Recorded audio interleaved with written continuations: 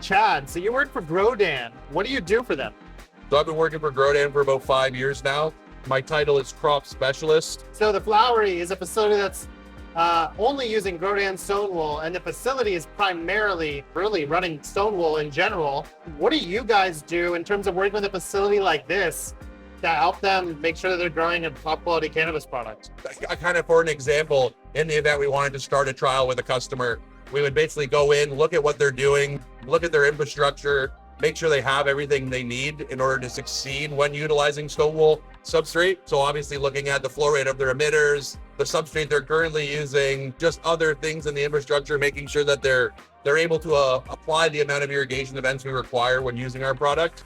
And then from there, we'll basically create a strategy to get them on our product. So normally what I'll do is I'll look at what they were using before, and I'll try and find a product that is very, very similar to that, so that we can minimize the amount of changes we have to do initially, and basically just create an irrigation strategy that is more catered towards Stonewool growing versus, say, using another substrate.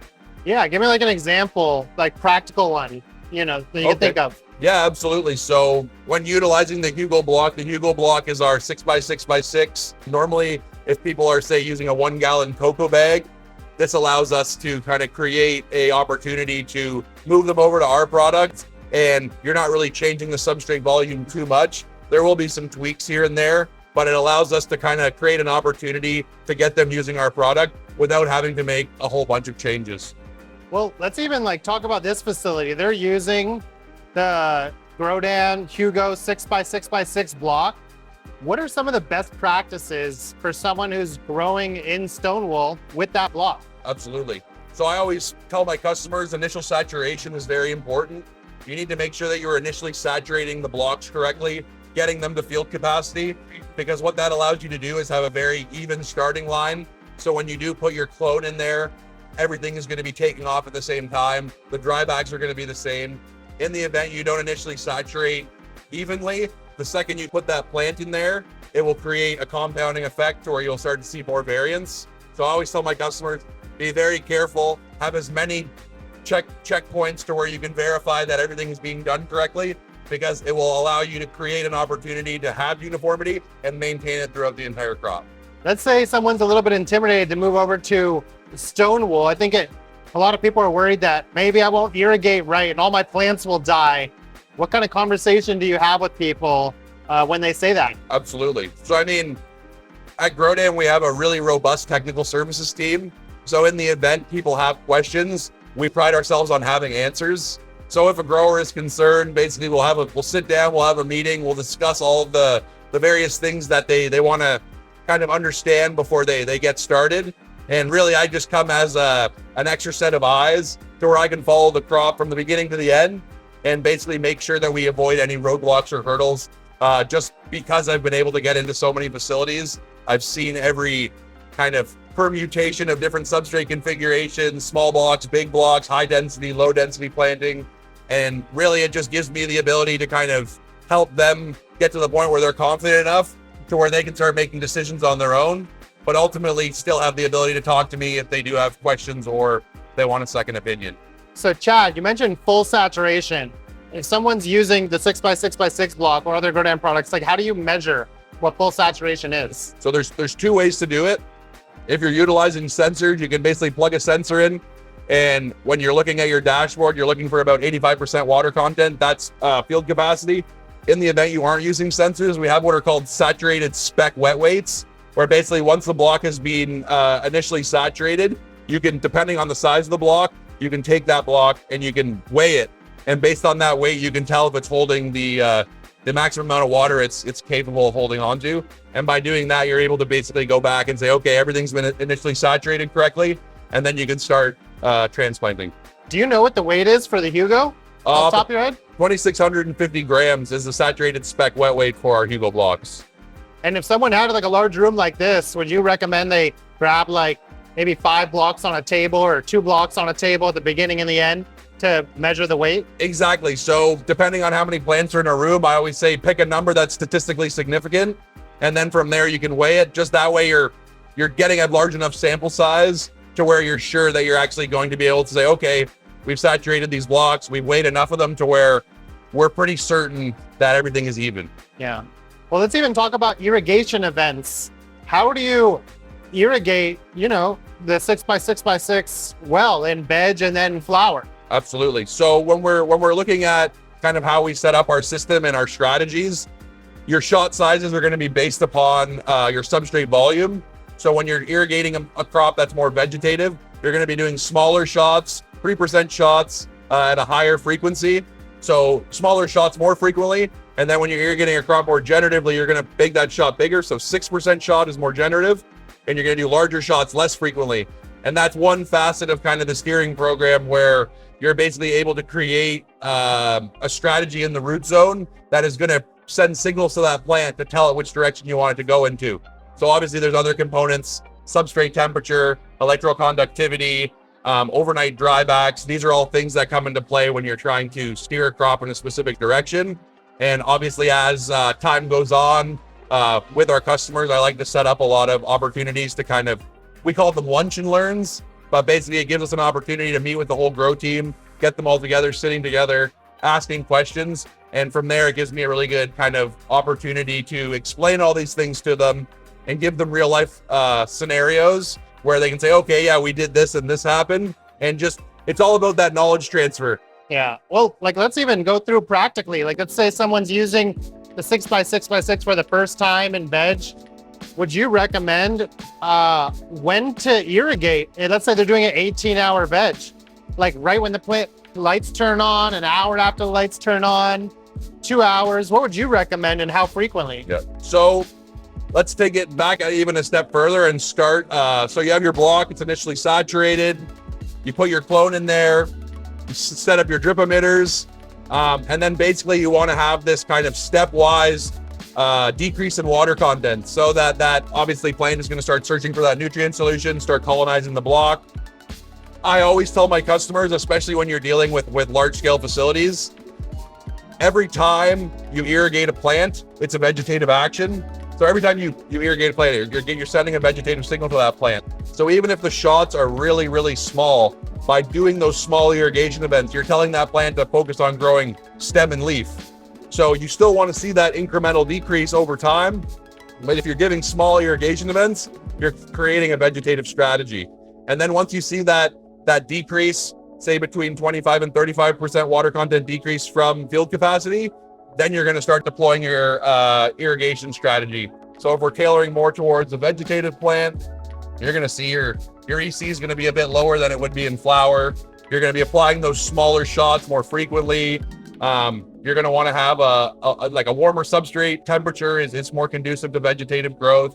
And these are all things that you're going to start looking at in the root zone and obviously in your climate as well. So having adequate light intensities, making sure your BPD is on point, and really just kind of going in that direction until the plant is of a suitable size to where you want to trigger it into flower. And then once you get into flower, you're going to start using larger shots, 6% shots, less frequently. You're going to be creating a much larger dryback overnight, and all the other things in your climate strategy are going to change. So obviously increase in EC, increase in light intensity. Obviously you're going to be playing around with your VPD, and you're really just going to be creating a strategy to tell that plant to focus all of its energy on producing high quality potent buds. Mm-hmm. This comes back to the importance of sensors, because once you start using sensors, you're able to see what you did last run, and you're able to take that information and apply it to every run going forward. And this allows you to create standard operating procedures that allow you to create a product that is repeatable. So you're able to maintain that quality and consistency for when it does get to the end consumer. They're going to be over the moon, ecstatic about the product they're getting, and they're going to keep coming back for more. Yeah, that's interesting. In terms of like the water holding capacity, I think you said, of the like Stonewool itself, 85%, around there is like full capacity, basically. And then it goes down, you said around 25 to 30%. And then it sounds like you're trying to bring it back up and then bring it down, and like playing within that range. Do I have that correct? So normally what you're doing, so you have a block that's initially saturated. So it's at the maximum amount of water content it can hold. And then you're kind of stepping down that water content to kind of get that root formation. once the water content comes down to that 65 to 55% range, it kind of creates a memory to where that will basically become the new peak water content. And then day after day, you're trying to maintain that. So another thing we really try and get our customers aware of, you have to be really cognizant of how far you're drying back with our product. You never want to go below 25% water content, because what will happen is you dry back so far that the top portion of that block will become hydrophobic, and it becomes very challenging to rehydrate that block using drip emitters. So you always want to be cognizant of how far you're drying back. And we don't recommend going below 25% water content, because when you do go to rehydrate the block the next day, you won't be able to get up to the same peak WC you got through the day before. So Chad, you mentioned the temperature in the Stonewool in vegetative growth versus the generative phase, also known as the flowering phase. And it should be higher in vegetative than, the generative phase. That's something you kind of need a sensor to do. And it sounds like having sensors are really important and help you dial things in, to almost like a perfect detail. What kind of things are you looking for using sensors, and what temperatures can you recommend for people growing? Absolutely. So I would say it's more importance of having sensors in your grow is it gives you the ability to monitor what's going on for an entire cycle. And then you're able to take that information and look back on it. And based on the results, obviously potency and consistency and things like that, you're able to create a baseline for that specific genetic. So obviously different genetics are going to respond differently. So it's going to be kind of a bit of a experiment for the grower the first couple runs if they've never run the genetic before.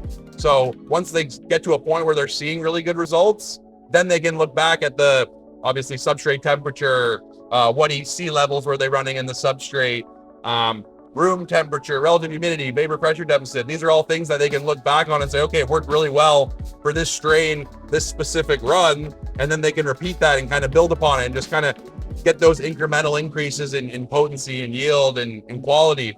The big thing for me is at Grodan, we manufacture substrate, but we've also created sensors that are specifically tailored for our substrate.